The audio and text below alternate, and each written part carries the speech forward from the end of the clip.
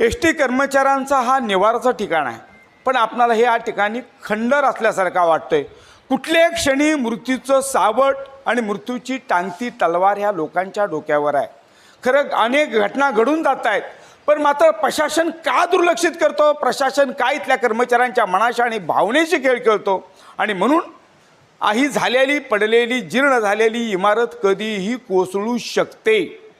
आपण बघू शकतो या संपूर्ण ज्या भिंती आहे त्या संपूर्ण निकृष्ट झालेल्या आहेत, संपूर्ण आपणाला गज उघडे पडलेले दिसत आहेत। त्यामुळे कुठल्याही क्षणी ही इमारत कोसळण्याची आपणाला भीती व्यक्त केली जाते। पण मात्र अशाच मृत्यूच्या छायेखाली आणि मृत्यूच्या दाढेखाली मात्र इथला कर्मचारी काम करतोय।